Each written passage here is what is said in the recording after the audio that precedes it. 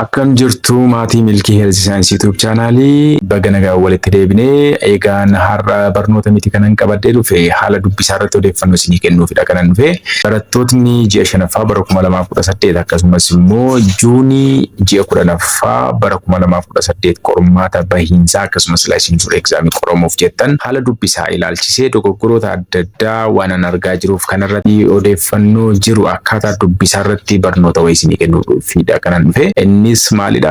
Barattootni baay'een PDF barsiisaa akkasumas PowerPoint barsiisaa callisee namumti kamiyyuu qopheessee callisanii itti muddamanii dubbisuu dogoggoroota akkasii argaa jira. Kanaaf haala dubbisaa irratti dogoggora guddaa akka ta'e hubadheen odeeffannoo kana isiniif qabadhee dhufe. Kanaaf barnoota kutaadhaa barattan keessatti barsiisaan gaafa isin barsiisu handaawwatii guutuu isinii qopheessuu danda'a, isinii qopheessuu dhiisuu danda'a. Kana jechuun paartii ta'e yookaan mata duree ta'e wayii reading assignment isinii kennuu danda'a, presentation jechuu danda'a, individual assignment jechuu danda'a. Kanarratti egaa barsiisaan sun irra utaale jechuun qormaata exit exam irra hin dhufu jechuu miti. Kanaafi kan isin dubbisuu qabdan eessadha? Maal dubbisuu qabdu? Kitaaba akkamiirraa immoo dubbisuu qabdu? Kitaabni kun maalidha? Barnootni nuti barachuu qabnu waggaa 4 keessatti mata duree kamidha? Mata dureen sun egaa har'a isiniif qabadhee dhufee jira. Mata duree isin dubbisuu qabdan immoo PowerPointidhaan godhee PDF isaa Telegramii keenya group irra isiniif kaa'aa achirraatiin argattu. Sanaanidha jechuudha kan isin dubbisuu qabdan. Kanarraan kan hafe handaawwatii barsiisaa kamiyyuu nama sana hin beektan taanaan handaawwatiin sun yoom akka qophaa'e hin beektan taanaan dabalatammoo namni sun irra utaalaa ture ta'uu informationii utuu hin qabaatiin handaawwatii namaa callistanii dubbisuun hin gorsamu. Kitaaba akka dubbisanidha kan gorsamu jechuudha. Sababiin isaa barsiisaan kamiyyuu handaawwatii gaafa qopheessu meebii irra utaalaa qopheessuu danda'a gati ta'eefi kanaaf walitti cafaqee saamarii isaadha kan inni qabatee dhufu. Kanaafi dogoggoroon akka kana barataa biratti waan an argaa jiruuf garee keessatti yeroo isin PowerPoint barsiisaa eenyummaan isaa hin beekamne, PowerPoint biyya eessaa akka ta'e kan hin beekamne namni kamiyyuu Google irraa buusee group irra isinii kaa'ee kana dubbisaa isiniin jedhu waan an argaa jiruuf dogoggora ta'uu hubadheen odeeffannoo kana isiniif qabadhee dhufe jechuudha. Callistanii dubbisuu hin qabdan. Amma karaan an isin qajeelchu kanarra deemtanii mata duree an isinitti himu qabataniidha kan isin deemu qabdan jechuudha. Ammatti viidiyoon kuniyyuu inni nama haasaa jiru kuniyyuu waggaa tokko booda ammas fooyyessuu gaafata gati ta'eef yeroo sanas akkasuma update godhin information isinii qabadhee dhufa jechuudha. Ammatti garuu bara kana kan isin dubbisuu qabdan isan amma isinitti himudha. Warrootni ji'a 10ffaa bara 2018 qormaata bahiinsaa qoramtan akkasumas licensure exam qoramtan bara kana kan qoramtan viidiyoo kana sirriitti dhaggeeffadhaa. Barattoota ji'a 5ffaa qoramuuf jedhan qofa kan ilaallatu otoo hin taane barattoota ji'a 10ffaa bara 2018 qormaata bahiinsaa qoramanis baay'ee ilaallata jechuudha. Kun immoo kaarikulamiin amman irratti haasa'uuf jiru BSc Nursing ta'uyyuu malee muummee kamiyyuu keessa jiraadha. Haalli dubbisaa akka kanattidha. Fakkeenyaan fudhadhe isiniif dhiyeessaa jira malee kan BSc Nursing Comprehensive fiildii kamiyyuu baradhaa. Haalli itti dubbisamu garuu haala kanaanidha jechuudha. Blueprintiinis kanarratti depende ta'edha kan inni isiniif qophaa'e jechuudha. Kanaafi kan isin baay'ee attentionii keessanitti kennitanii baay'ee kan isin dubbisuu qabdani kan isin beekuu qabdan isa kaarikulamiirra jirudha. Isa kaarikulamiirra jiru sirriitti erga perfect taatanii booda dhuftanii blueprintiidhaan immoo ammas immoo of recap of gootu jechuudha. Akka kanattidha kan dubbisamu. Mee tokko tokkoon haa ilaallu. YouTube keenya subscribe kanneen hin goone haaraa kan taatan subscribe nu godhaa. Barattoota baay'ee birarra akka ga'u share nu gochuun dagatinaan isiniin jedha. Nafaana tura. Turtii gaarii.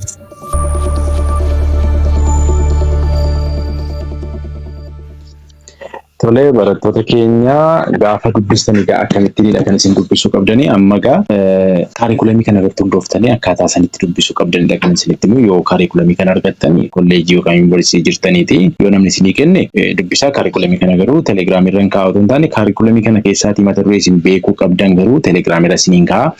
Innis akkamittiinidha kan isin dubbistan. Inni kun 2022 jira kan biraan immoo 2021dha. Kanaaf kana lamaan keessaati tokko isaa barattanii jechuudha. Tokko isaadhaan baratanii kana lamaanidha amma kan yuunivarsiitii mootummaas yuunivarsiitii dhuunfaas jiru kanuma ammayyeessanii fooyyessanii kan mataa isaanii godhatanii barataattiin barsiisu jechuudha. Yuunivarsiitiin kamiyyuu yookaan immoo kolleejiin dhuunfaa kamiyyuu kan kolleejii yuunivarsiitii dhuunfaa kamiyyuu. Kanaaf asirraati akkamittiinidha iddoo kamidha qormaatni ba'a jedhamee kan inni shakkamuuni.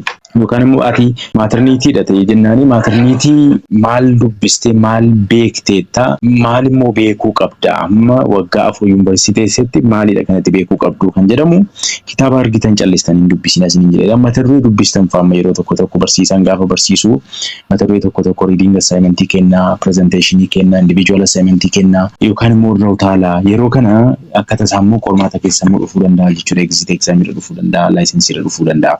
Kanaaf akkamittiin kan isin dubbisuu qabdanii kaarikulamii kan argattaniitu ta'ee jennaani fakkeenyaaf amma maaterniitii yaadannoo maaterniitii OB gaayinii jennu jechuudha.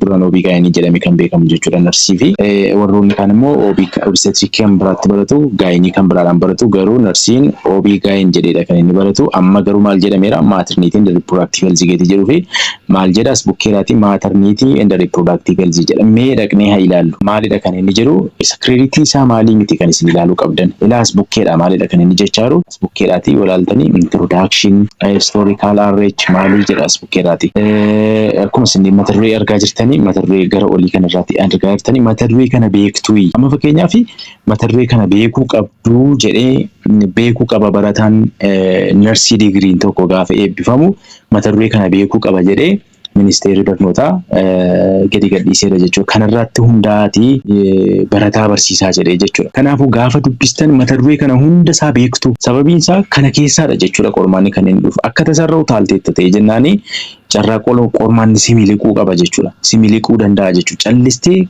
kitaaba argite dubbisuu hin qabdu. Mata duree kanarratti hundoofte amma fakkeenyaaf mee kana ilaala. Maal jedha abnormal pregnancy jedha. Abnormal pregnancy keessatti maal faa dubbisteetta. Hyperemesis gravidarum jedha. Polyhydramnios jedha. Oligohydramnios jedha. Kanarratti hundooftee dhaqxee kitaaba dubbista jechuudha. Nursing assessment, nursing diagnosis warroota akka kanarratti hundooftee dhaqxee kitaaba dubbista jechuudha.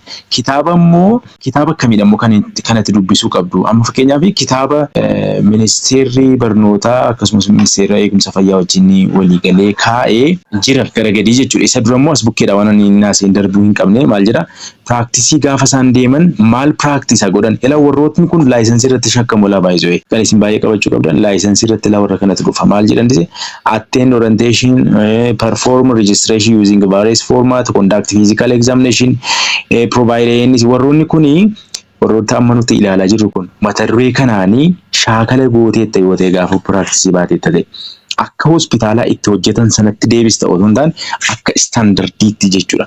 Kitaabarraa dhattee dubbiste kitaaba isa kamiin immoo dubbisuu qabda kan argachuudhaa fi wanta isin hojjechuu qabdan as bukkee jira. Callistanii sheema kanarratti dipeend ta'uu qabdu jechuudha. Isin exit exam sirriitti darbuudhaaf kanarratti hundooftanii deemuu qabdu. Mee kitaaba isaa dhaqeen isinitti agarsiisa.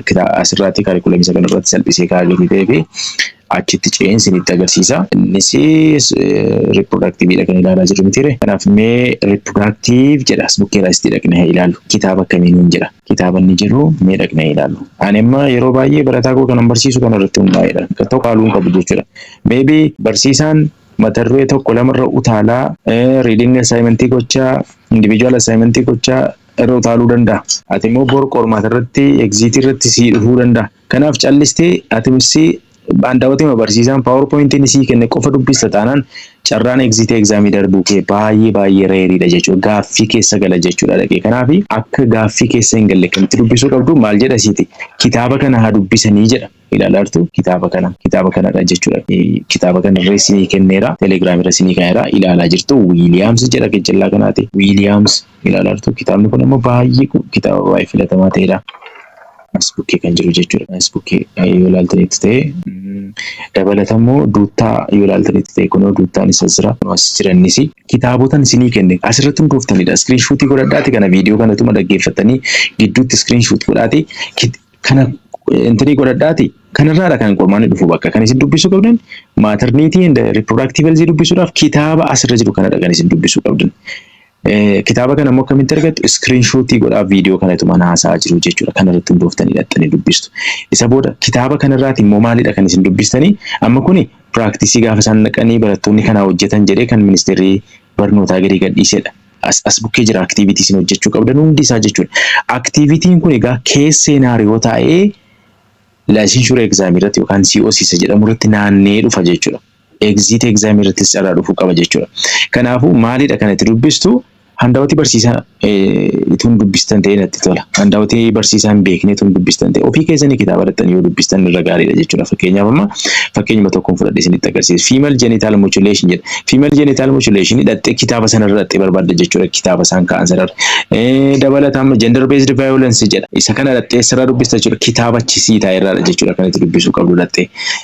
Akkasumas gara Gedi yoratte amma fakkeenyaaf maal jedha definition terminology female pelvic female reproductive organ menstrual cycle preconception care early development of a fetus argaartu kanarratti hundooftanii eessatti jechuudha mata duree kana fudhattanii kitaabicha dhadhu jechuudha kitaabicha dhadhanii tiikii godhachaa deemtu jechuudha gaafa sagantaadhaan dubbistanii maternity dhataanaan torbee kana mata duree kana menstrual cycle dubbistee tanaan raayitii godhatta jechuun irra darbaan jirtu jechuudha bakka kitaabicha irra dhattee dubbista jechuudha kitaaba kana immoo isa irra argattu telegiraamii gruupii keenya irra isiniif kaa'eera achirraatii argachuu dandeessu jechuudha kitaabota kana. So akka kanatti malee kan dubbisamu barataan baay'een calliseema kitaaba arki kan dubbisu jira calliseema AI kan dubbisu jira AI irratti dependent ta'ina maybe yeroo tokko odeeffannoo isinii kennuu danda'a garuu gaayidlaayinii Itoophiyaa keessa jiru hin beeku AI'n kanaaf gaayidlaayinii Itoophiyaa keessa jiru eessarraa argattu hospitaala dhaqaatii fudhadhaa.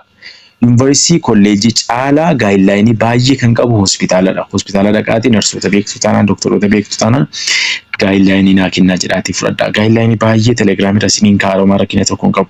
Gaayidlaayinii gaafa dubbistan immoo updated kan ta'e dubbisaa malee yeroon irra darbe ofumaa dubbistanii qormaatatti gaafa dhaxxanii carraan argachuu keessanii gaaffii keessa gala jechuudha. Ammas soo akka kanattidha jechuudha kan inni dubbisamu. Kanaaf kaarikulamii irratti hundaati dubbisa. Amma fakkeenyaaf PowerPoint handaawwatii isinii qopheesseera baay'ee kana isinii kennu jechuudha. Amma akka kanatti isinii qopheessee jiran. Fakkeenyaaf laabii keessatti sa'aatii 3 ijoolleen maal focus ANC shaakalanii female chapter 3 abnormal pregnancy akkasitiin isinii baase. Isa kana akkasumaaniin telegiraamii keenya irra isiniif ka'a. Kanarratti hundaati dubbisa. Barattoonni BSc Nursing comprehensive taatan jechuudha. Speciality nursingis istaayilii manamma ijoollee warra nursiif ibsaa jiru kanaan dubbisuu qabdu isinis jechuudha. Kaarikulamii keessan argattanii tutaanaan yookaan koorsi silabasii argattanii tutaanaan koorsi silabasii keessan irratti hundooftanii raayitii gochaa utuu hin dagatiin akka irraan dabarreef isin fayyada baay'ee. Dagattee handaawwatii barsiisaa qofaa irratti amma fakkeenyaaf wanta handaawwatii baay'isee kaa'u yookaan kitaabni baay'isee kaa'u barsiisaan sun samarii isaa qofa fudhatee dhufee kilaasitti leekcharsii gochuu danda'a. Waan baay'ee irra utaalee dhufuu danda'a jechuudha.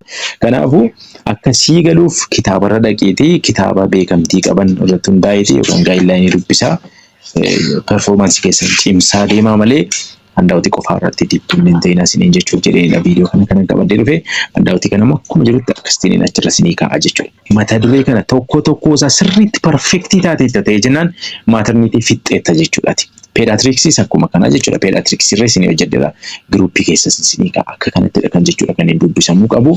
Malee handaawwatii nama eenyummaan isaan beekamne yeroo adda addaatti telegiraamii gruupii keessatti warroonni mental health qabdan yookaan saayikaatirii handaawwatii qabdan telegiraamii gruupii irra nuu kaa'aa jettu.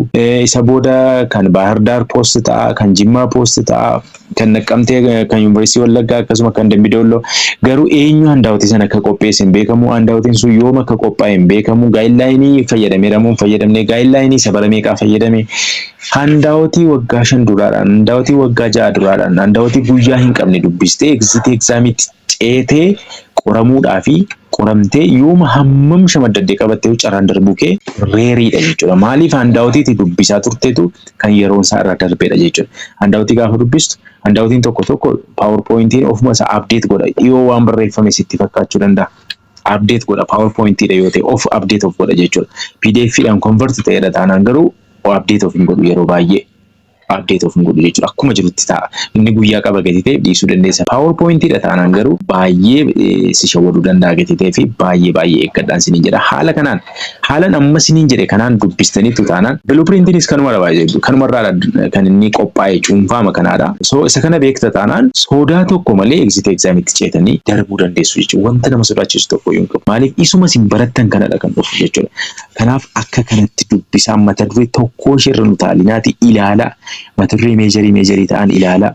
Practice yeroo dhaqxan barattoonni akkas godhaa jedhee kan jiru san practice gaafadhan maal hojjechuu qabna turre silaati. Mata duree sana irratti dhaqxanii gaayidlaayinii irraa mul'atan dubbistu jechuudha. haala kanaanidha kan isin dubbisuu qabdan isiniin jedha galatooma.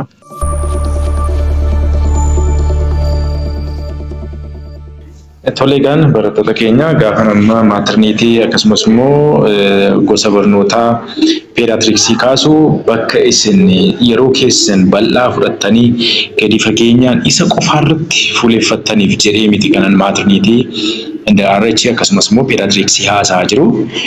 Baay'ee kompirehensiif beesii narsiidhaa fi baay'ee murteessaanii akkuma isin ilaalaa jirtanii ispeera ishee kana fudhadhaa.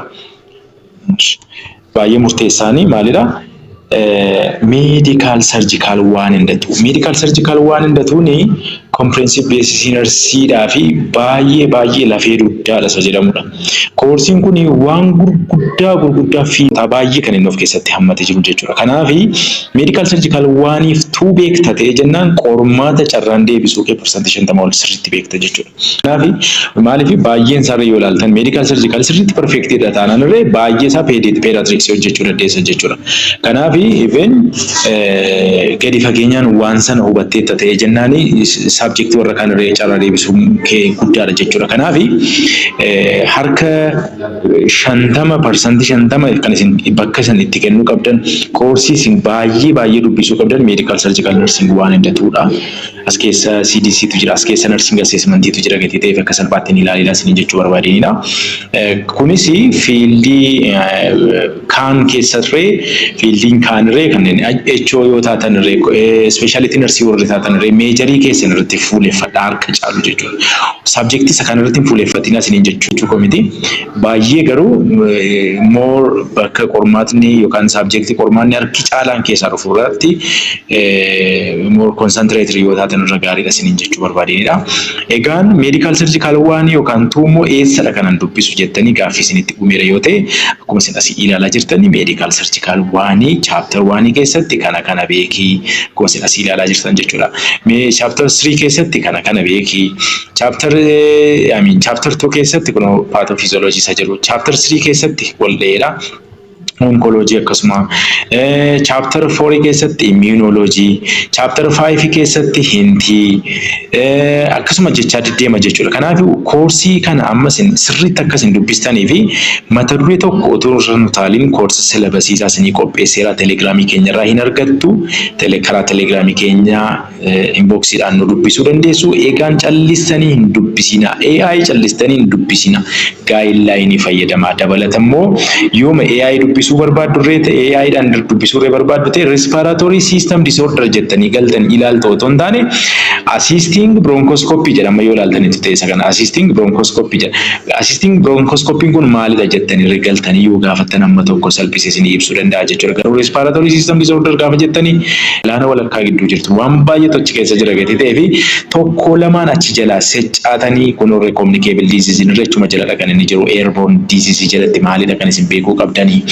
Akkasuma immoo GIT jalatti maalidha kan isin beekuu qabdanii hundi isaa asirra isinii taa'ee jira jechuudha.